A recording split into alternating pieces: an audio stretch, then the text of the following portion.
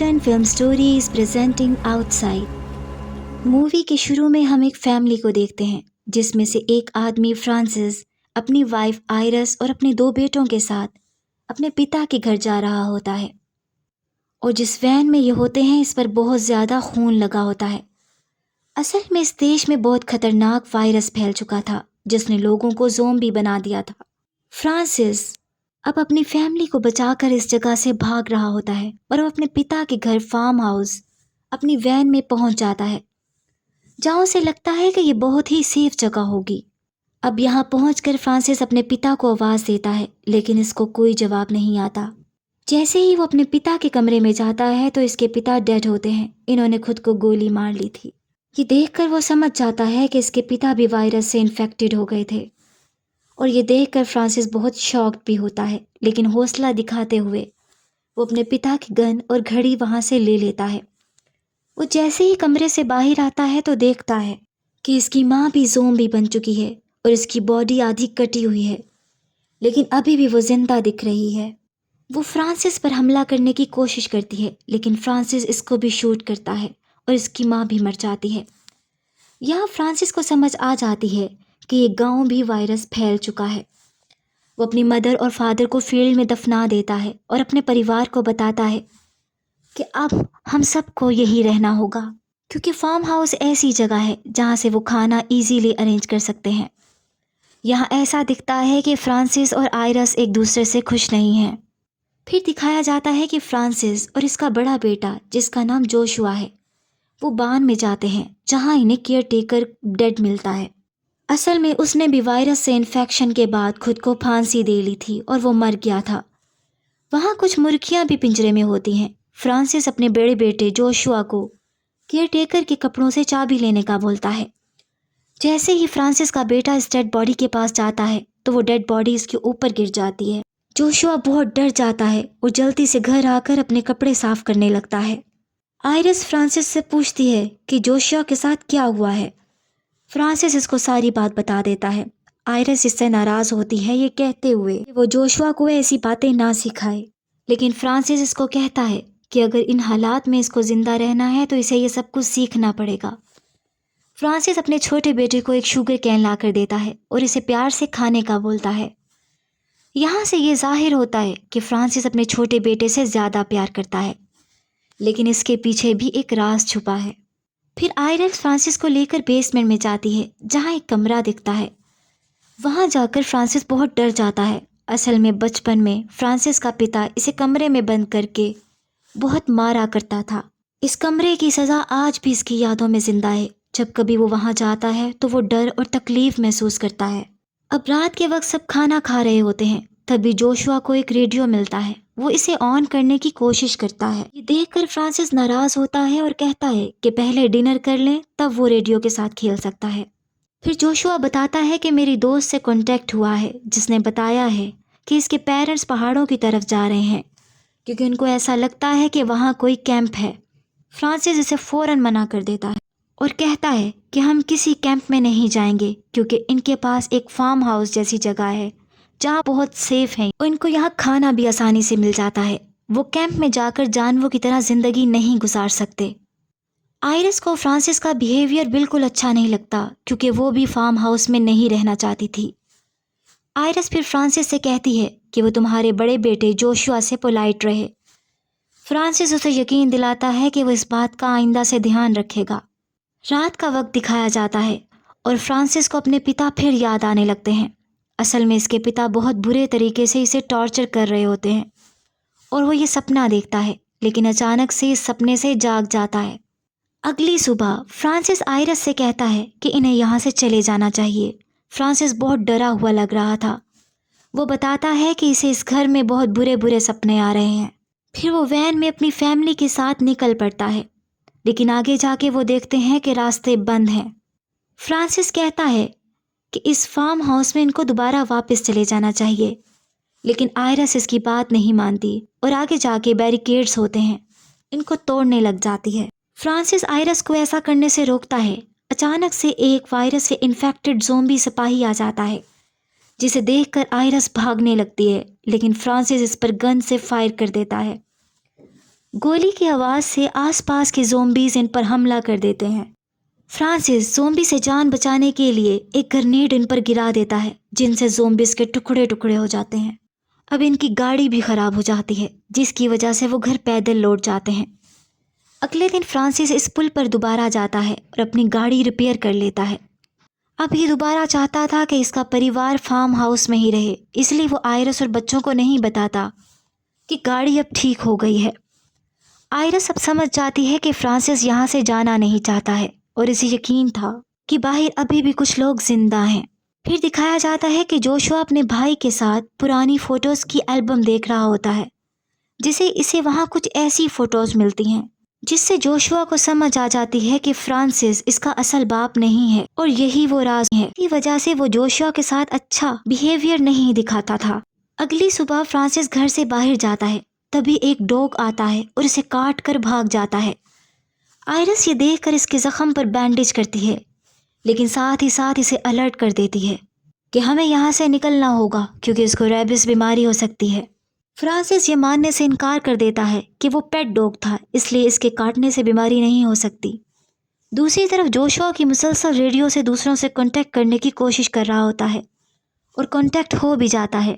اسے ایک کیمپ کے بارے میں کچھ انفارمیشن بھی ملتی ہے اور وہ فوراً فرانسس اور آئرس کو بتاتا ہے، لیکن فرانسس اس کی باتوں پر یقین نہیں کرتا اور یہ کہہ کر کہ کوئی بھی باہر زندہ نہیں ہے، اور یہ بھی کہتا ہے کہ باہر بہت خطرہ ہے اور وہ جھوٹی کہانیاں بنانا چھوڑ دے۔ اگلی صبح جوشوا فرانسس کے پاس آتا ہے اور اسے کہتا ہے کہ وہ فیملی کے لیے کچھ کرنا چاہتا ہے اور کچھ فیصلے کرنا بھی چاہتا ہے آزاد ہو کر۔ اس پر فرانسس اسے کہتا ہے کہ تم اتنے بڑے نہیں ہوئے کہ تمہیں فیصلے لے سکو۔ پھر وہ اس سے پوچھتا ہے کیا تم فیملی کو بچانے کے لیے کسی کی جان لے سکتے ہو؟ جوشوا ہاں میں جواب دیتا ہے۔ پھر فرانسس اسے ایک کارن فیلڈ میں لے جا کر اس کے سامنے ایک جانور رکھ دیتا ہے اور کہتا ہے کہ گن سے اسے شوٹ کرو۔ جوشوا کوشش کرتا ہے شوٹ کرنے کی، لیکن نشانہ چھوٹ جاتا ہے۔ فرانسس اس پر چیخنے لگتا ہے۔ جوشوا بہت ڈر جاتا ہے اور زور زور سے رونے لگتا ہے کیونکہ وہ فرانسس سے بہت زیادہ ڈرنے لگا تھا۔ اسی وقت آئرس اور اس کا چھوٹا بیٹا بھی آ جاتے ہیں اور آئرس فرانسس کو اس کے برے رویے سے ناراض ہوتی ہے جو اس نے جوشوا کو دکھایا ہوتا ہے۔ اسی دوران بہت سے زومبیز ان کی طرف بڑھنے لگتے ہیں کیونکہ انہوں نے گولی کی آواز سن لی تھی۔ انہیں دیکھ کر سب ڈر کے بھاگنے لگتے ہیں گھر کی طرف اور گھر کے اوپر کے فلور کی طرف چلے جاتے ہیں۔ زومبیز انہیں سونگھ سکتے تھے، اس لیے انہیں پتہ چل جاتا ہے کہ وہ گھر میں ہیں، اس لیے وہ گھر کے دروازے کو زور زور سے توڑنے لگتے ہیں۔ اچانک سے باہر کوئی آدمی اپنی گاڑی کا ہارن بجاتا ہے، جس کی وجہ سے زومبیز اس کی طرف لپکتے ہیں اور گاڑی کا پیچھا کرنے لگتے ہیں، اور اسی وجہ سے ان چاروں کی جان بچ جاتی ہے۔ فرانسس دیکھ لیتا ہے کہ وہ گاڑی اس کے بھائی کی تھی جو وہاں اپنے پیرنٹس سے ملنے کے لیے آیا تھا۔ اگلے دن فرانسس ندی کے کنارے اپنے بڑے بھائی سے ملنے جاتا ہے۔ اس کا بھائی فرانسس سے پیرنٹس کا پوچھتا ہے تو فرانسس اسے بتاتا ہے کہ وہ اب اس دنیا میں نہیں ہے۔ فرانسس اپنے بڑے بھائی سے نفرت کرتا ہے کیونکہ اسے اپنا بھائی کریکٹر کا اچھا آدمی نہیں لگتا تھا۔ فرانسس کا بڑا بھائی اسے اپنے ساتھ رہنے کا بولتا ہے ان خطرناک حالات میں، لیکن فرانسس اسے کہتا ہے یہاں سے چلے جاؤ۔ جاتے جاتے فرانسس کا بڑا بھائی اسے ایک میپ دے جاتا ہے اور کہتا ہے کہ اگر تمہارا ارادہ بدلتا ہے تو میپ پر بنی ڈائریکشن کی طرف چلے جانا اپنی فیملی کے ساتھ۔ وہ بتاتا ہے کہ وہاں ایک کیمپ ہوگا جو ان کی مدد کر سکتا ہے۔ اپنے بھائی کے جانے کے بعد فرانسس میپ کو پھاڑنے کی کوشش کرتا ہے، لیکن ایسا پھر نہیں کرتا اور اسے اپنی پاکٹ میں رکھ لیتا ہے۔ اب فرانسس گھر آ جاتا ہے۔ اب وہ جانتا ہے کہ زومبیز کبھی بھی ان پر حملہ کر سکتے ہیں، جس کی وجہ سے وہ ونڈوز پر لکڑی کے بریکیڈز کو ٹھوک دیتا ہے۔ اسی دوران فرانسس کا چھوٹا بیٹا کھیلتے کھیلتے بیسمنٹ میں چلا جاتا ہے، جہاں وہ کھڑکی میں ایک بوڑھے زومبی کو بیٹھا ہوا دیکھتا ہے۔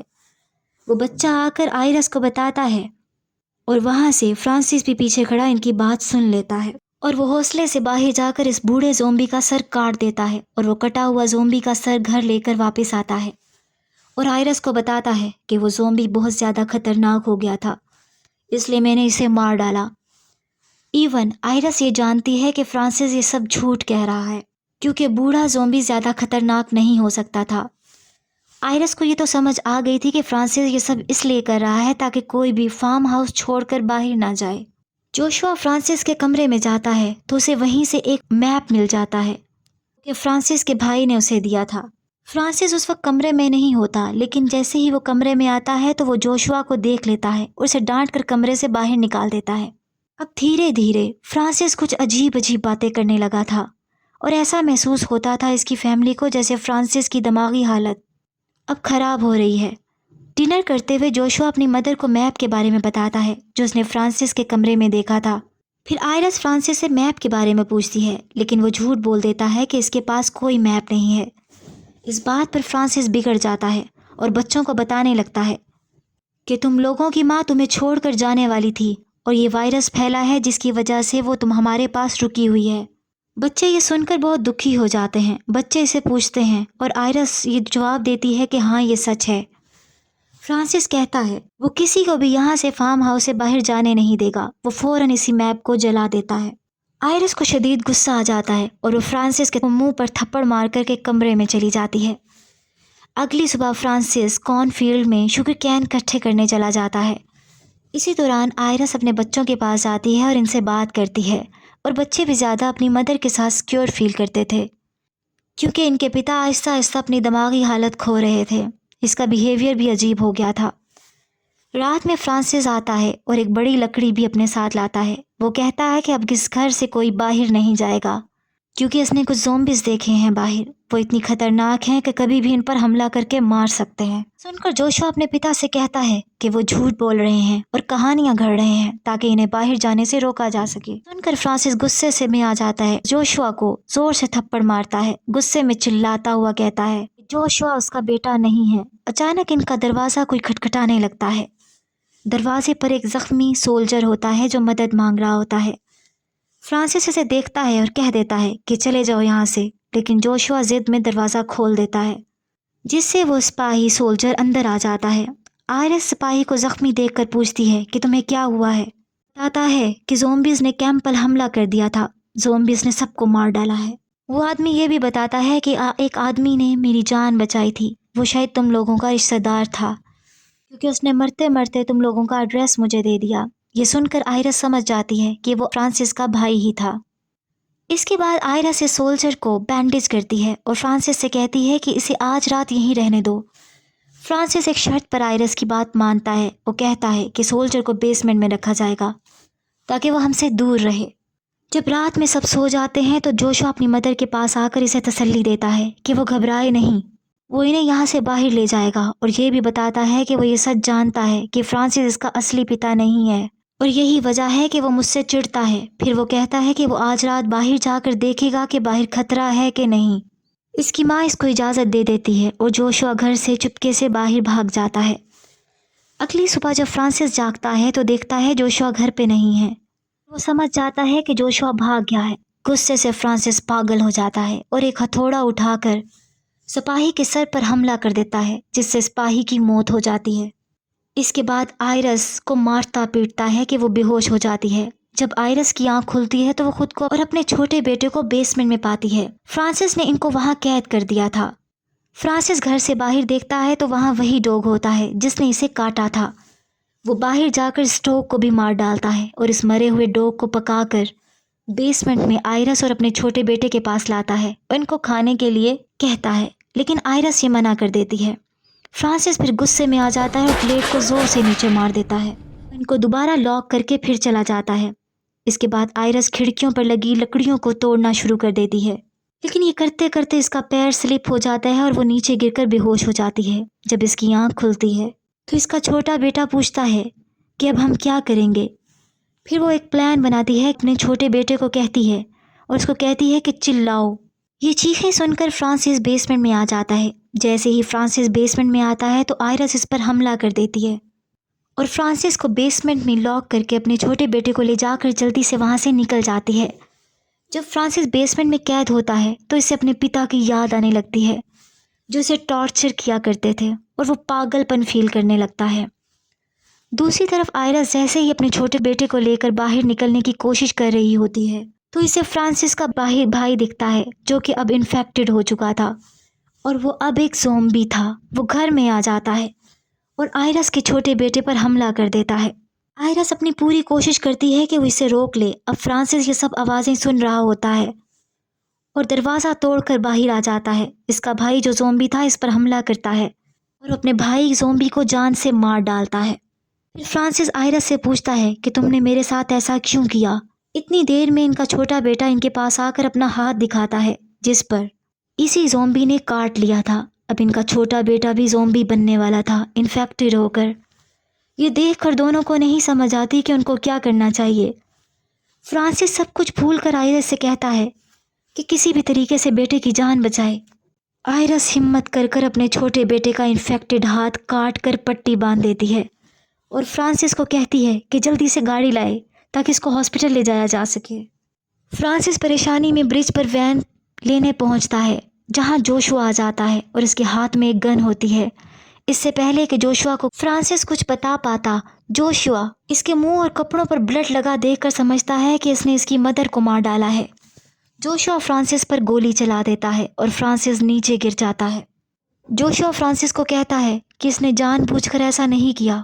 فرانسس اس کے فیس پر ہاتھ رکھ کر کہتا ہے کہ تم میرے بیٹے ہو۔ یہ سن کر جوشوا رونے لگتا ہے۔ اب اسے پتہ چل گیا تھا کہ فرانسس اسے اپنا بیٹا ہی مانتا تھا اور صرف اپنی فیملی کی جان بچانے کی فکر کر رہا تھا، لیکن اب وقت گزر گیا تھا کیونکہ فرانسس مر چکا تھا۔ جوشوا وین لے کر فارم ہاؤس کی طرف جانا شروع کر دیتا ہے اور دکھایا جاتا ہے کہ آئرس فرانسس کا انتظار کر رہی ہوتی ہے۔ اب جوشوا اپنے چھوٹے بھائی اور اپنی ماں کی جان بچانے کے لیے فارم ہاؤس پہنچ جاتا ہے اور یہی کہانی اینڈ ہو جاتی ہے۔ امید ہے آپ کو یہ ایکسپلینیشن پسند آئی ہوگی۔ ایسی مور ویڈیوز کے لیے لائک اور سبسکرائب کریں۔ Thanks for watching.